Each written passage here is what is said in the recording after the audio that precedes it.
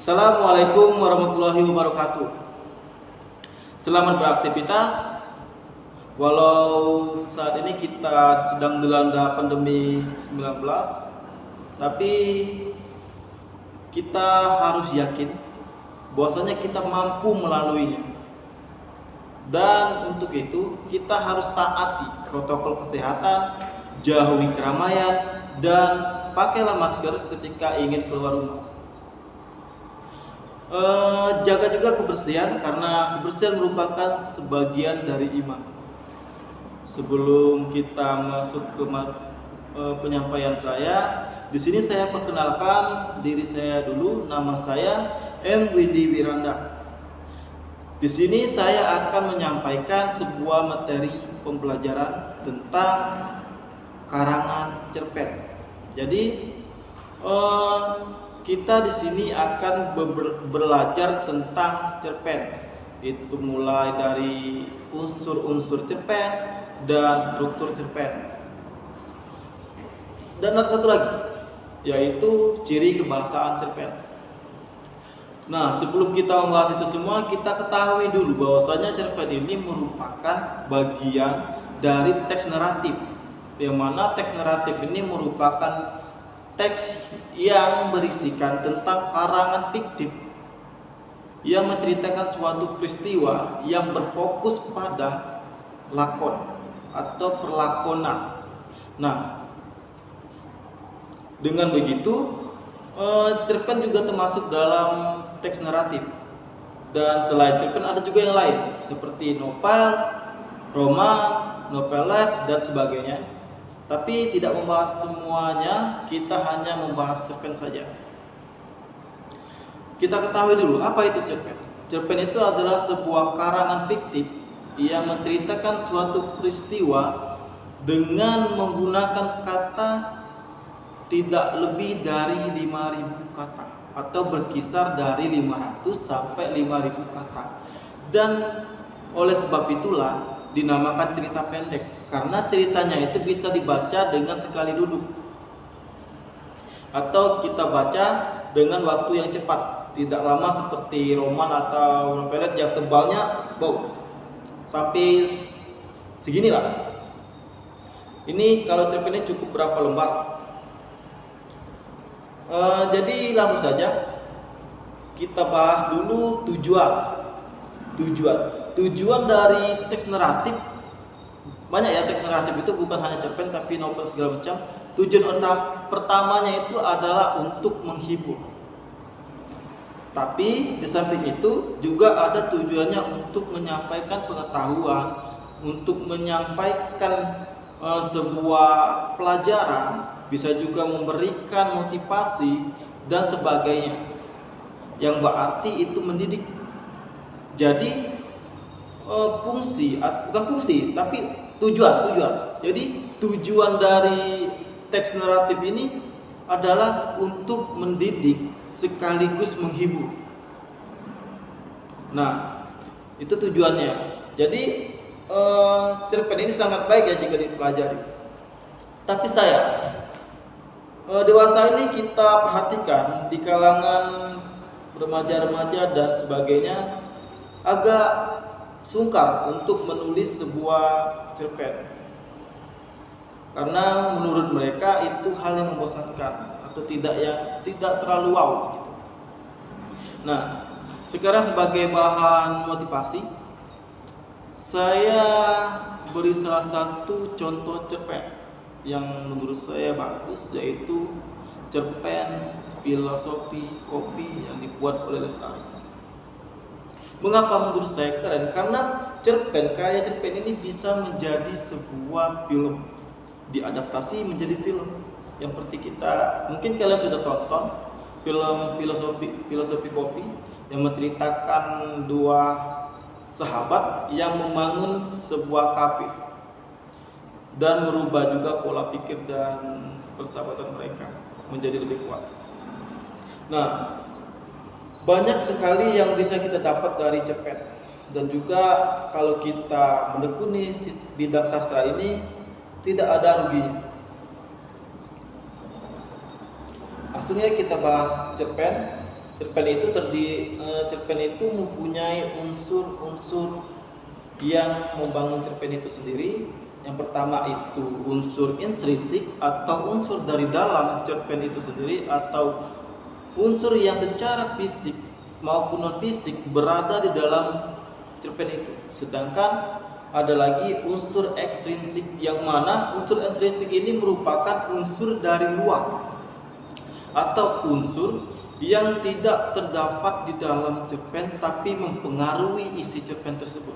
Misalnya, pengarang cerpen ini merupakan orang Islam dan sehingga cerpen ini dibuat dengan berlatarkan agama Islam. Itu salah satu contoh unsur ekstrinsik yang mempengaruhi isi cerpen. Dan untuk lebih jelas lagi, saya jelaskan apa itu cerpen. Cerpen itu adalah suatu karangan yang berisikan tentang moral. Biasanya berisikan tentang moral, pendidikan, dan ini merupakan hal yang sangat positif. Tapi dalam membuat sebuah hal positif ini atau cerpen ini, kita harus memperhatikan unsur-unsurnya tadi unsur ekstrinsiknya sudah dijelaskan. Sekarang unsur intrinsiknya, unsur dalamnya. Yang unsur dalamnya ini sangat banyak. Ada tema atau pokok pembahasan yang mendasari sebuah karangan cerpen. Jadi cerpen ini didasari oleh tema dulu. Misalnya temanya itu tentang cinta dan percintaan. Jadi isi di dalam cerpen itu tentang dua kekasih yang sedang memadu cinta, atau tentang temanya tentang agama. Jadi di dalam cerpen itu berisikan tentang ajaran-ajaran agama. Dan setelah tema, kita kembali ke unsur intrinsik juga. Yang nomor 2 yaitu tokoh. Tokoh ini adalah lakon yang bermain dan berperan di dalam sebuah karangan cerpen. Kalau di dalam film-film namanya itu artis. Jadi ini merupakan subjek yang dijadikan lakon untuk menceritakan suatu peristiwa, untuk menggambarkan suatu kejadian di dalam sebuah cerpen.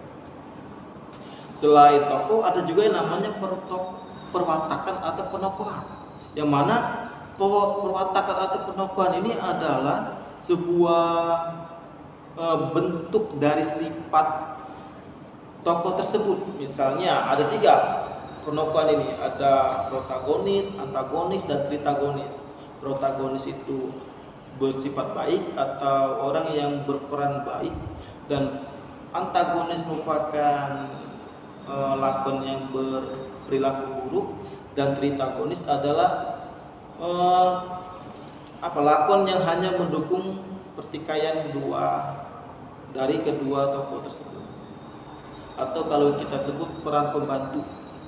Nah, setelah itu kita kembali ke unsur intrinsik lagi tentang bagian ketiganya, yaitu latar atau setting, yang mana pada latar dan setting ini menceritakan tentang tapi kalau latar setting ini merupakan tempat, waktu, atau suasana dari isi cerpen tersebut. Misalnya contoh latar itu, di bawah pohon itu berdirilah seorang lelaki gagah yang berani.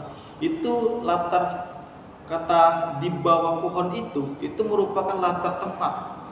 Dan ada juga latar waktu, di pagi itu merupakan kata dari latar waktu.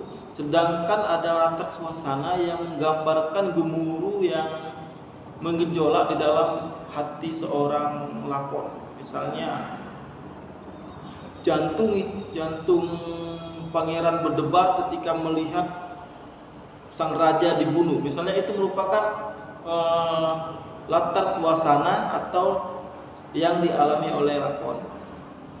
Terus dari latar kita akan membahas yang keempat, yaitu alur atau plot cerpen. Juga bisa juga disebut struktur cerpen. Struktur cerpen ini kalau di buku panduan dasar Indonesia dan dari Kemendikbud itu terdapat 4. Yang pertama itu orientasi atau perkenalan, yang kedua ada peristiwa atau kejadian suatu munculnya peristiwa atau kejadian, yang ketiga itu konflik, dan keempat resolusi atau penyelesaian. Tapi kalau kita bahas lebih dalam lagi, bahwasanya struktur cerpen itu terbagi menjadi lebih banyak lagi. Pertama itu orientasi atau perkenalan, yang kedua itu ada timbulnya konflik, yang ketiga konflik, yang keempat konflik mereda, yang baru sampai ke resolusi. Jadi 5. Nah, dan bukan. Tadi juga di sebelum setelah kata konflik tadi, konflik memuncak atau klimaks ya. Jadi pertama orientasi, timbulnya konflik memuncak, resolusi, dan terakhir dan resolusi. Jadi masih tetap 5 ya. Nah, setelah itu kita kembali ke majas. Majas ini adalah gaya bahasa yang digunakan pengarang dalam mengarang sebuah cerpen. Jadi majas ini adalah gaya bahasa yang mana menggambarkan sebuah peristiwa dan membuat indah sebuah cerpen. Mengapa dikatakan membuat indah? Karena di majas ini akan merupakan ciri khas dari penulis cerpen tersebut. Misalnya majas yang digunakan oleh penulis itu majas hiperbola, yang mana majas hiperbola ini merupakan majas yang berarti penggunaan gaya bahasa yang berlebihan. Misalnya jantungku merasa ingin pecah ketika mendengar kabar kematian temanku. Jadi pada kata itu menjelaskan bahwasanya berlebihan. Jantung kan tidak berdebar, tidak mungkin sampai pecah. Itu berlebihan. Dan juga misalnya ada sebuah contoh lagi, yaitu majas personifikasi, yang mana membuat seolah-olah benda mati seolah-olah hidup. Air lombak lautan itu seakan-akan menari menuju pesisir pantai. Itu merupakan majas personifikasi, yang mana air laut itu kan bukan benda hidup dan bukan juga manusia, tapi seolah-olah ia menari. Itu kata-kata majas ya. Terus juga ada sudut pandang atau sudut pandang ini adalah cara penyampaian pengarang, baik itu sebagai orang pertama atau sebagai orang ketiga. Atau yang kalau orang pertama itu dia menceritakan dirinya sendiri, kalau orang ketiga itu menceritakan orang lain. Yang terakhir itu amanat. Amanat adalah pesan yang ingin disampaikan pengarang terhadap pembaca. Pesan itu bisa seperti pesan moral, yang biasanya itu terdapat pada akhir-akhir cerita. Itu terdapat pesan moral biasanya. Setelah itu, selain unsur-unsur tersebut, ada yang namanya ciri kebahasaan teks cerpen. Yang pertama, teks cerpen itu mempunyai sudut pandang orang pertama, kalau tidak orang pertama, orang ketiga. Jadi ciri kebahasaannya itu cuma ada, kalau cara penyampaian itu bisa menggunakan sudut pandang orang pertama atau orang ketiga. Yang kedua, mempunyai kata benda khusus, seperti kata, kenapa dikatakan khusus? Karena langsung ke namanya. Misalnya kata beringin, bukan kata pohon beringin. Jadi bukan kata pohon, tapi kata beringin, langsung ke bendanya. Atau kata cemara, bukan cemara kan, itu sebenarnya pohon cemara tapi langsung menyebutkan cemara, kata benda khusus. Bisa juga kalau di mobil-mobilan itu Ferrari, langsung kata benda khusus. Terus dalam penyampaian teksnya juga menggunakan bahasa deskriptif yang rinci. Jadi di sini pada cerpen ini dia akan memaparkan atau menggambarkan sebuah peristiwa, sebuah kisah, sebuah konflik baik secara batin tokoh maupun di luar batin tokoh, itu digambarkan dengan rinci oleh pengarang. Itu salah satu ciri kebahasaan dari teks cerpen.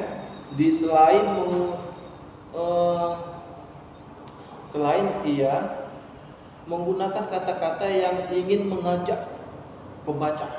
Misalnya, mengapa ingin mengajak pembaca? Misalnya begini, pernahkah kamu menaiki sebuah perahu api? Atau pernahkah kamu berenang di danau yang mempunyai air hitam? Misalnya begitu. Itu merupakan ingin mengajak pembaca berdiskusi. Dan selain itu ada juga yang dia menggunakan kata-kata yang seolah-olah ingin masuk ke masa lalu, kadang juga ingin masuk ke masa kini. Jadi kayak flashback lah, ada menggunakan kata dahulu. Itu merupakan ciri khas dari cerpen.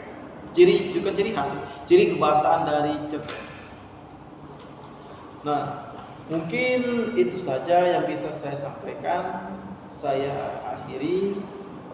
Wassalamualaikum warahmatullahi wabarakatuh.